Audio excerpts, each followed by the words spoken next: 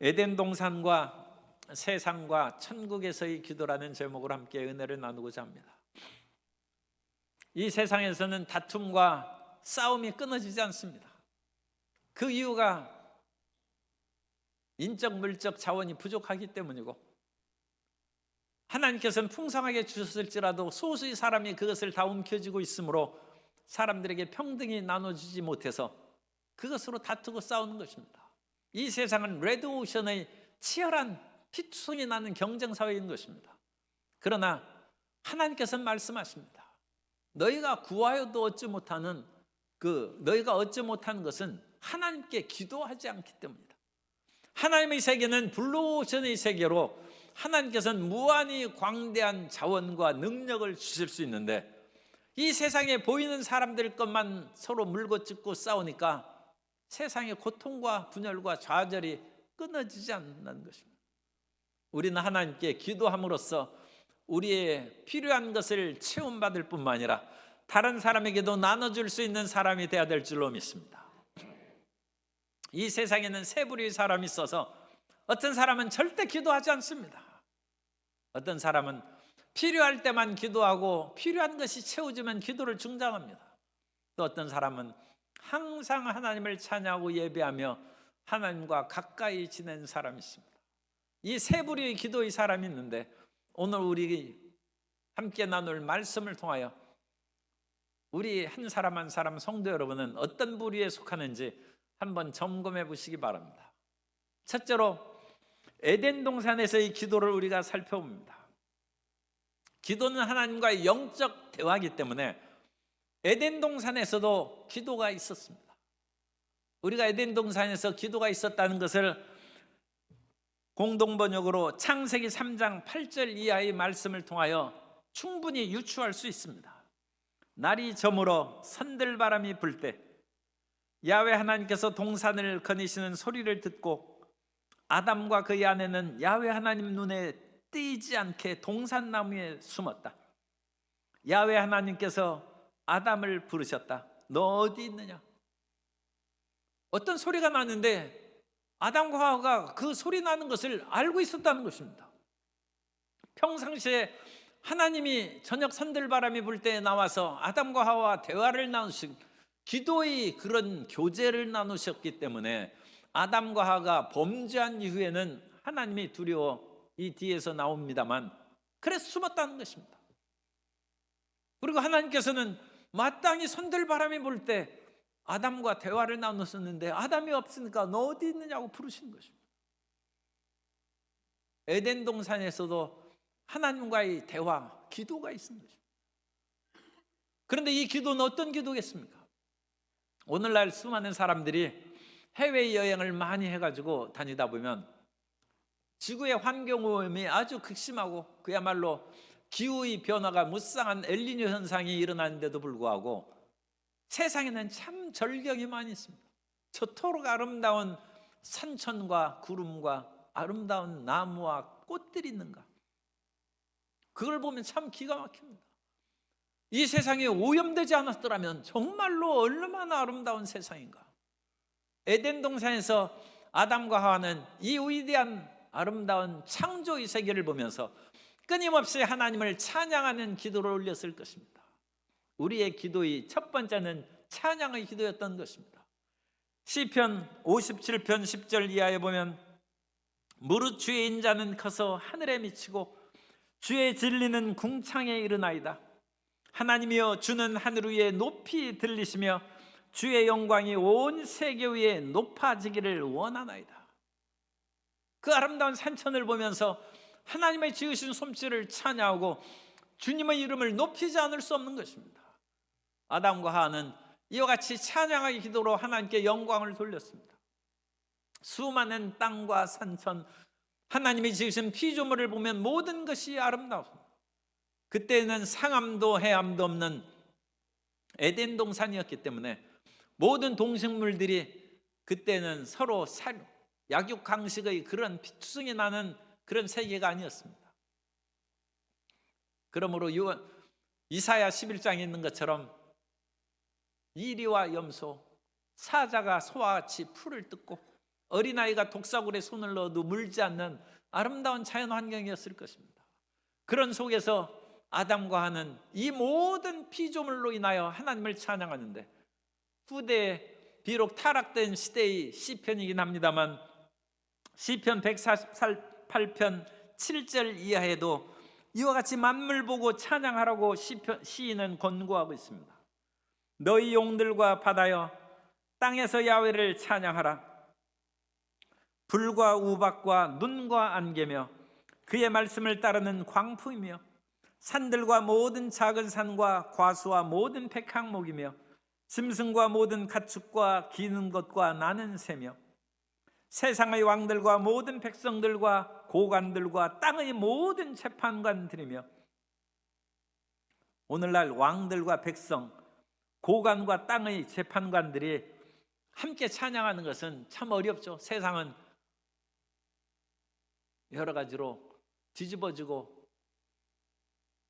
온갖 갈등과 싸움이 가득한데, 이 당시 시인은 그렇게 얘기하지 않습니다. 총각과 처녀와, 요새는 총각과 처녀도 싸우는 세상이 됐어요.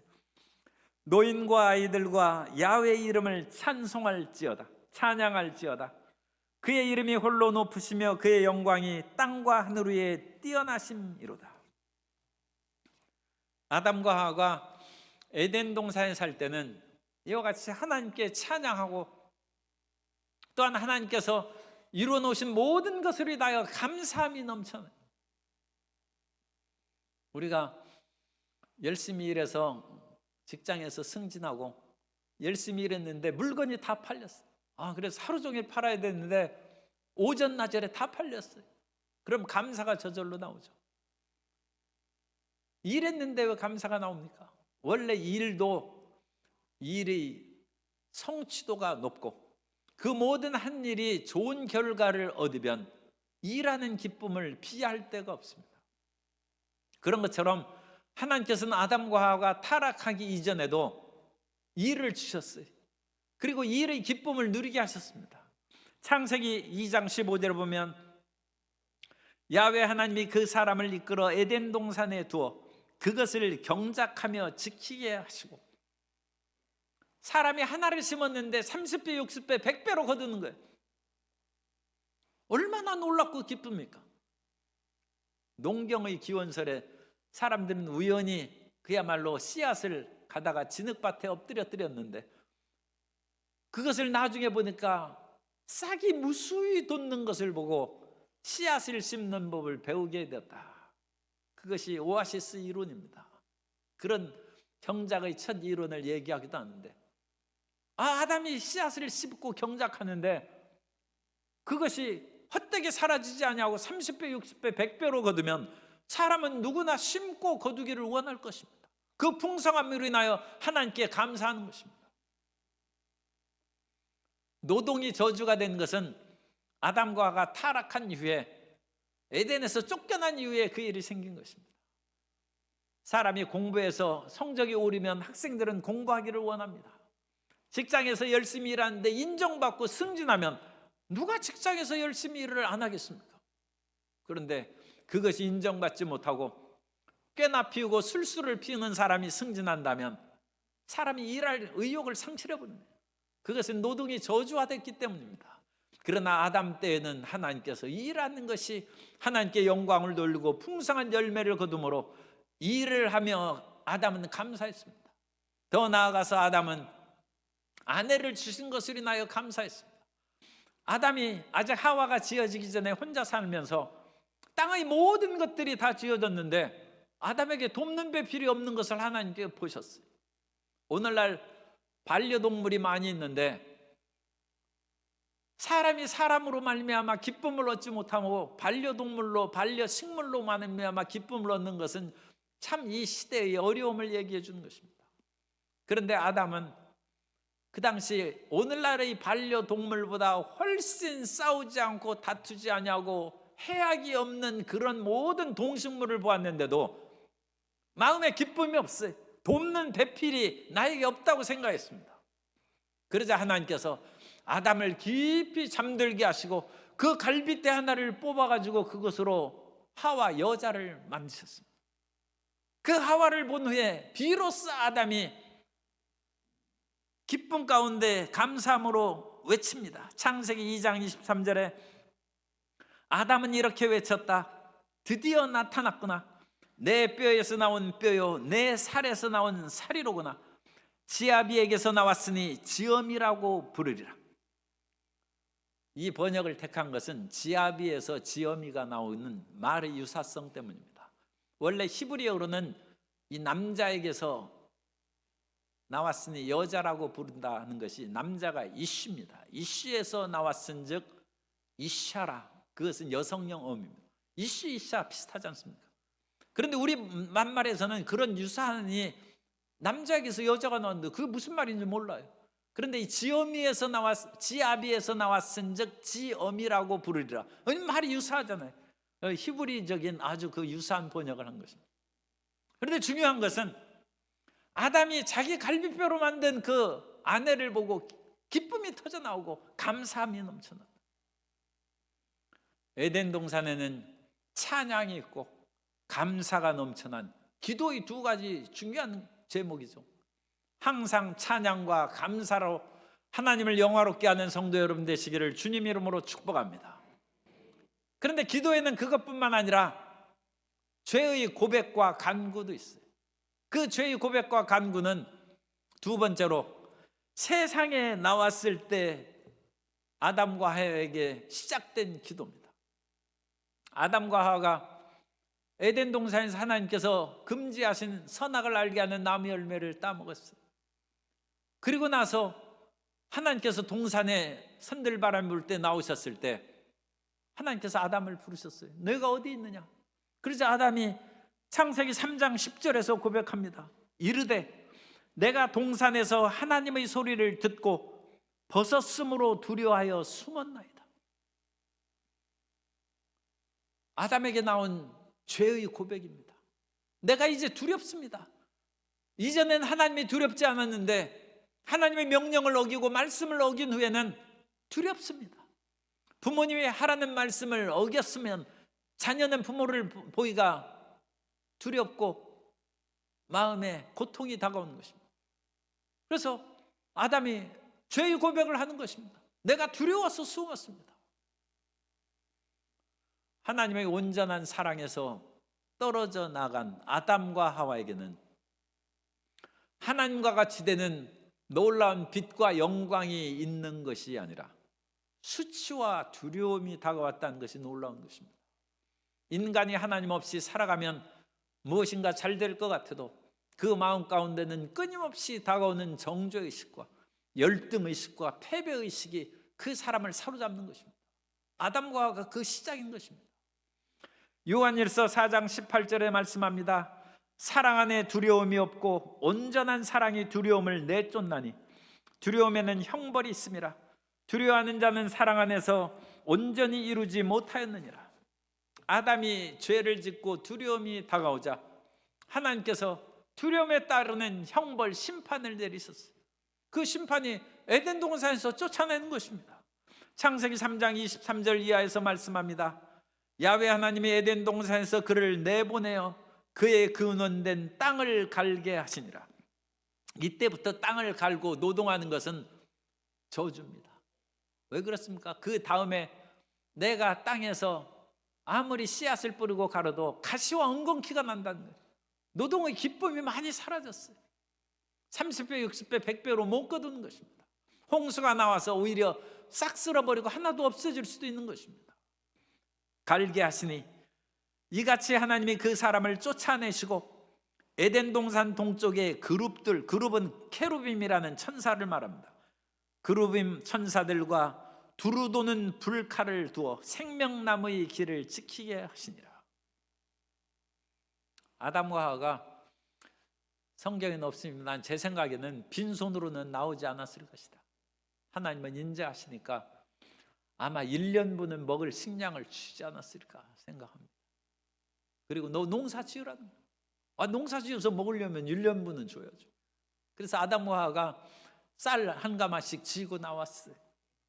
그거 먹고 살아. 그런데 그걸 먹으면서 아담과 하와가 농사 짓는 법을 처음에는 잘 게으르고 에덴 동산에서 그냥 놀고 먹다 보니까 그걸 제대로 시행하지 못했어. 그러니까 아담과 하와가 굶주리게 됐어. 그래서 굶주린 아담과 하와가 하나님 앞에 밥 달라고 부르짖는 것입니다. 인생의 간구, 서플리케이션, 간절한 간청의 기도가 거기에서 솟아나. 세상에서 버림받은 인생들이 하나님 앞에 죄를 지었음에도 불구하고 어디 가서 구할 데가 없어요. 하나님께 나아가서 다시 먹을 것을 주옵소서, 먹을 것을 주옵소서 부르짖는 것입니다. 어느 날 한밤중에 친구가 찾아왔어요. 먼 길을 여행해서 왔는데 이 친구에게 대접할 음식이 없어요. 보니까 그 친구는 종일토록 걸어오면서 밥도 제대로 못 먹고 배에서 꼬르륵 소리가 나는데 집에는 먹을 것이 없으니까 지금부터 다시 불을 떼어서 음식을 만들기도 어렵고, 친구가 일어나서 한밤중에 이웃집 부잣집 친구를 찾아가서 대문을 두드린, 그러면서 문을 두드리니까 안에서 누구냐고 합니다. 네, 난데 떡 3덩이만 달라. 그래서 아무개가 지금 몇 시인데 이러느냐, 지금 우리 발 씻고 자니까 내일 아침에 오고 돌아가라고. 내 친구가 왔는데 이대로 굶겨서 못 보내니까 떡 3덩이만 빌려달라고 하는, 문을 계속 두드립니다. 성경에 뭐라고 말씀합니까? 비록 벗됨을 인하여는 주지 않을지라도 강청함을 인하여 준다고 했어요.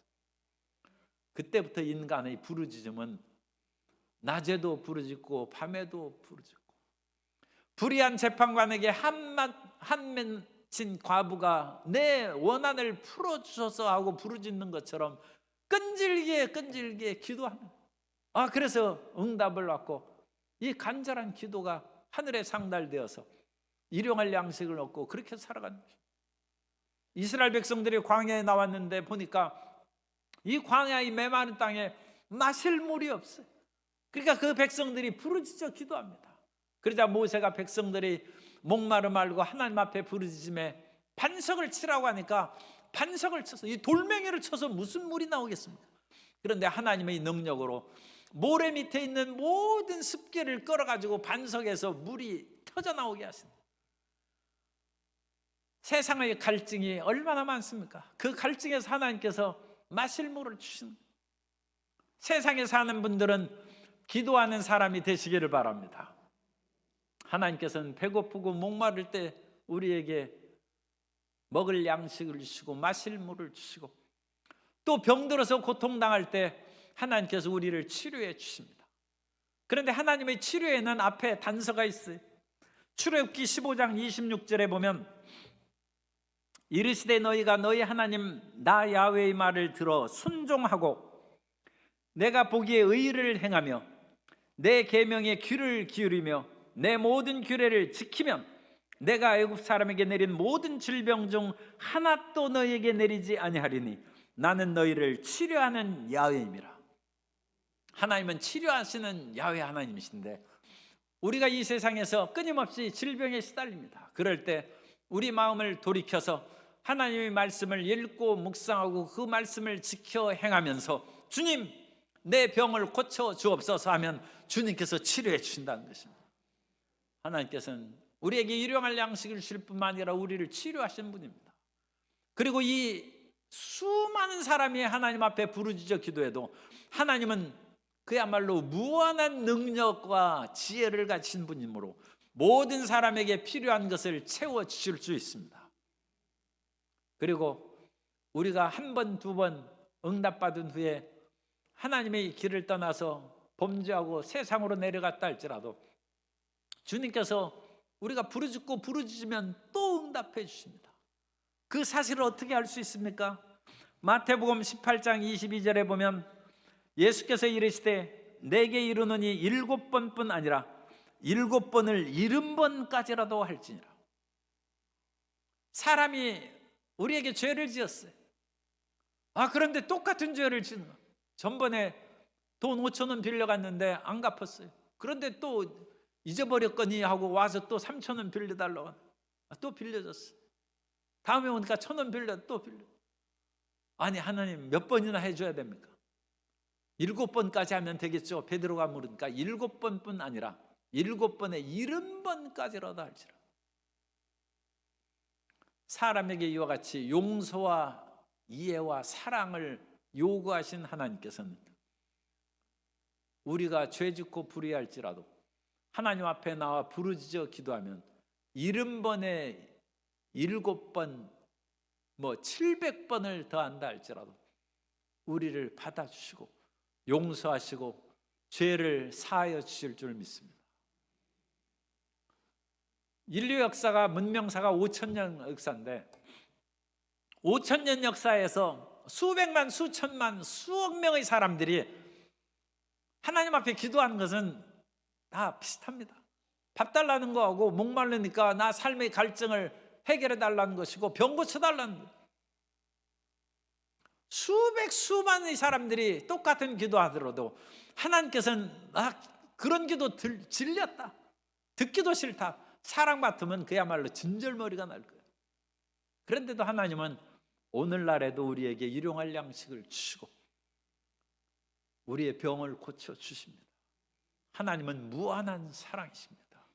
그러므로 이 세상에서 비록 우리가 고백과 죄의 고백과 간구의 기도를 올릴지라도 하나님 앞에 부끄러워하지 말고 끈질기게 나와 기도하는 성도 여러분 되시기를 주님 이름으로 축복합니다.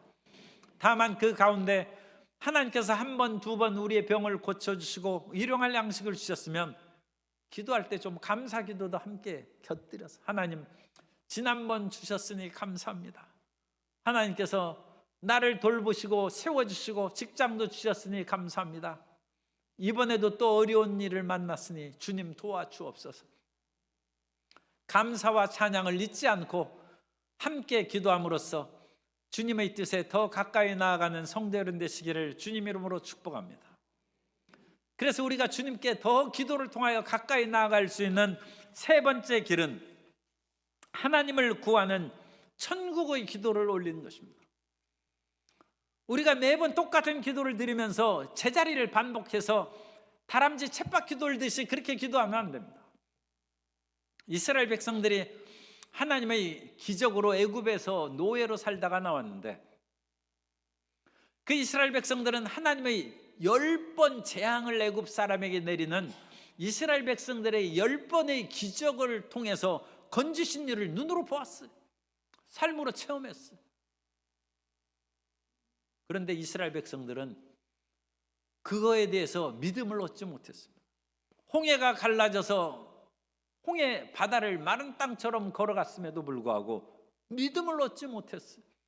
만나와 메추라기가 내리는데도 불구하고 그것을 통하여 믿음을 갖지 못하고 다시금 불신앙으로 애굽으로 돌아가자고 했습니다. 민수기 14장 21절 이하에 보면 그러나 진실로 내가 살아있는 것과 야훼의 영광이 온 세계에 충만할 것을 두고 맹세하노니 내 영광과 애굽과 광야에서 행한 내 이적을 보고서도 이같이 10번이나 나를 시험하고 내 목소리를 청종하지 아니한 그 사람들은 내가 그들의 조상들에게 맹세한 땅을 결단코 보지 못할 것이요 또 나를 멸시하는 사람은 한 사람도 그것을 보지 못하리라. 하나님의 기도 응답을 받았음에도 불구하고 그것을 통하여 믿음을 얻지 못하고 여전히 탄식하고 원망하는 사람은 하나님을 멸시하는 사람이라고 했어요. 이게 굉장히 무서운 말입니다. 하나님이 팔이 짧아서 우리를 돕지 못하는 것이 아니고 하나님이 눈이 없어서 우리를 보지 못하는 것이 아닙니다. 우리가 이전에 너무 잘못해서 우리의 죄악이 하나님과 우리 사이를 갈라놓았다는 것입니다. 그런데도 불구하고 자기 잘못은 생각하지 아니하고 하나님께서 왜 나를 돕지 않고 어찌하여 살아계신다는데 살아계신 증거가 어디 있습니까? 하나님을 멸시하는 것입니다. 그러므로 우리는 이와 같이 내 다람쥐 쳇바퀴 돌고 마치 그리스의 시지프스 이야기처럼 계속 일하면서 다시 밑으로 떨어지는 반복적인 그런 삶에 우리가 빠져서는 안 됩니다. 시지프스가 제우스에게 벌을 받아서 언덕 밑에 있는 큰 바위를 산 꼭대기로 올리라는 그런 형벌을 받았어요. 그래서 끙끙거리면서 그 바위돌을 산 꼭대기로 올리면 다시 바위가 저절로 산 밑으로 굴러 떨어집니다. 그것을 영원토록 반복하는 것이 시지프스 이야기입니다. 그런데 적지 않은 사람들은 문제가 있으면 그 문제의 바위를 끙끙거리고 하나님 앞에, 하나님 산에 와서 주여 들어주옵소서, 응답해 주옵소서, 금식하고 철야하고 부르짖어 기도하고, 응답 받으면 다시 나 몰라라 하고 세상으로 떨어지는 거예요. 또 세상에서 살다가 문제가 생기면 다시 하나님 나를 도와주옵소서 끙끙거리고 하늘로 올라가는 거예요. 이런 시지프스적인 기도를 올리지 말고 우리가 천국에 올라가는 기도를 하기 위해서는 소라 껍질이 있죠. 소라 껍질에 있는 것처럼 나선형 기도를 올려야 돼요.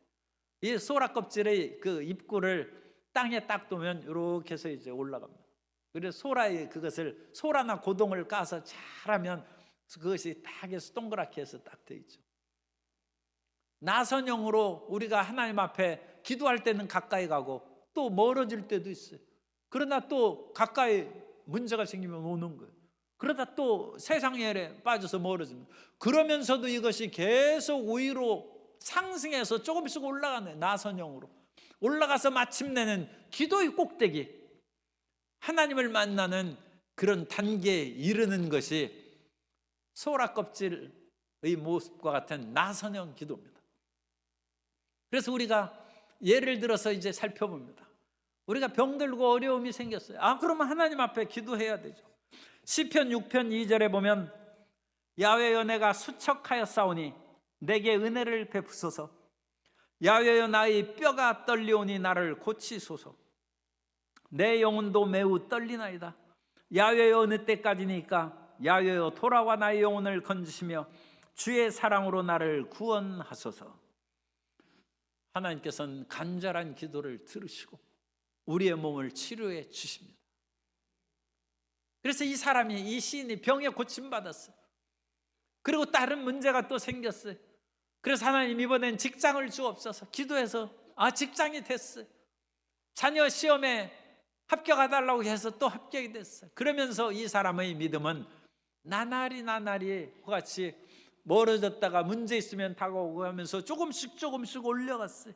그래서 시편 34편 1절에서는 내가 야훼를 항상 송축하며 내 입술로 항상 주를 찬양하리이다. 내 영혼이 야훼를 자랑하리니 곤고한 자들이 이를 듣고 기뻐하리로다. 그래서 시험에 떨어진 사람 보면 가서 간증하는 것입니다. 내 아들도 내 딸도 시험에 떨어졌는데 내가 새벽 철야 기도를 함으로 합격을 했다. 새벽 철야 기도 하니까 생각나는, 내 아는 사람이 전주여고를 나왔는데 서울대를 떨어졌어요. 그래가지고 1년 동안 새벽 기도를 하고 들어왔어요. 그 사람 얼마 전에 장관 하다가 물러났습니다. 장관까지 했어요. 하나님께서 부르짖어 기도하니까 하나님이 세워주시고 합격의 영광, 곤고한 자가 이를 듣고 기뻐하리라. 찬양이 나옵니다. 그러므로 고백과 간구의 기도에서 찬양과 감사가 플러스 되어서 오르는 거예요. 자녀도 대학에 가고 취직도 하고 결혼도 했어요. 이제 모든 것이 다 해결됐어요. 그런데도 마음이 무엇인가 허전해. 왜 허전할까? 내가 밥을 안 먹었나 생각해 보니까 밥을 먹었어요. 밥도 먹었고 금반지가 없어서 그런가 보니까 금반지도 있어요. 아들도 잘 살고 있어요.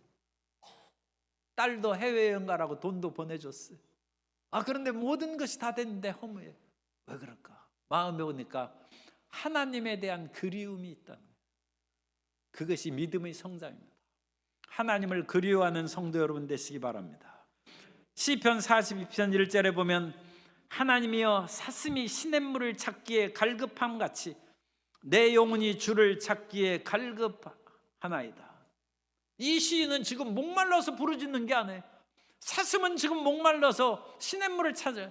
그런데 나는 지금 내 육체가 갈급한 것이 아니라 내 영혼이 하나님을 갈급해한다는 거예요. 기도의 상승, 믿음이 자라나서 하나님을 사랑하는 것입니다. 그리고 나서 이 다음 단계는 이 시인은 이제 하나님의 사랑이 최고라는 것입니다. 시편 63편 3절 이하에 보면 주의 인자심이 생명보다 나음으로, 주의 인자라는 것은 사랑, 헤세드를 말합니다. 생명이라는 것은 하임인데 우리의 살아있는 것을 말합니다. 주의 인자심이 생명보다 나음으로 내 입술이 주를 찬양할 것이라. 이러므로 나의 평생에 주를 송축하며 주의 이름으로 말미암아 나의 손을 들리이다. 이 시인은 그야말로 소라 껍질의 꼭대기 단계에 이르렀어요. 그래서 주의 사랑이 내 생명, 내 살아있는 것보다 낫다는 거예요.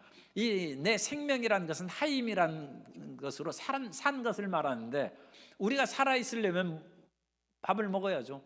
살아있으려면 옷을 입어야 되고 집이 있어야죠. 그러니까 이것을 구체적으로 얘기하면 주의 사랑이 내 생명보다 낫다는 말은 주의 사랑이 내 밥 먹는 것보다 낫고, 내가 옷을 입고 집을 얻는 것보다 낫고, 주의 사랑이 내가 이 세상에서 출세하고 부귀영화를 누리는 것보다 낫습니다. 그런 고백입니다. 그런 고백이 어떻게 드려지겠습니까? 그런데 우리가 생각해 보면 옛날에 그 어려울 때 자식들이 먹을 것이 없고 많이 굶주렸던 때가 있었지 않습니까? 그러면 그 어머니가 밖에 나가서 일해가지고 고구마나 감자를 이렇게 얻었어요. 그래가지고 그것을 이제 삶아가지고 배고파 굶주린 자녀들에게 주는 거예요. 그러니까 애들이 하루 종일 배고팠다가 그 고구마를 막 먹으면서 거반 다 먹었어요. 먹었는데도 엄마는 갑자기 그러는 거예요. 엄마는 지금까지 배를 굶고 있어요. 그래도 엄마는 나는 괜찮다. 나는 다 먹어서 배고프지 않다. 너나 먹어라 하면서 자식에게 그 엄마도 밥 안 먹으면 죽는 것이죠. 그것은 그 고구마가 그 엄마의 생명이에요. 그런데 그 엄마는 자식에 대한 사랑이 더 크다는 거예요. 그래서 그 사랑이 내 생명보다 낫다는 거예요. 하나님을 사랑하는 마음이 내 생명보다 낫다는 거예요. 하나님에 대한 사랑이 내가 이 세상에서 밥 먹고 출세하고 생활하는 그 모든 것보다 더 낫다는 것입니다. 나는 하나님의 사랑만 있으면 산다. 그것이 하나님 자신을 구하는 최상의 기도입니다. 우리는 이 세상에서 필요한 것을 구하며 살아가기 마련입니다. 그러나 이러한 필요한 것이 충족되지 않을지라도 주님께서 내 마음에 계시고 내 마음 가운데 하나님에 대한 찬양과 감사가 끊어지지 않냐고, 성령께서 내 안에 항상 거하신다, 그 확신이 있다면 우리는 어떠한 비바람과 눈보라가 다가와도 결코 낙심하지 아니하고 좌절하지 아니하고 하나님을 송축하고 찬양하며 살게 될 줄로 믿습니다. 나선영의 최고의 단계에서 이 세상에 내 생명보다, 나에 있는 모든 주변의 것들보다 나는 하나님 사랑하는 것만으로 만족한다는 그런 위대한 신앙 고백과 믿음의 비상이, 믿음의 이와 같은 위대한 날아오르는 역사가 우리 모든 성도님의 삶 가운데 충만히 임하게 되시기를 주님 이름으로 축복합니다.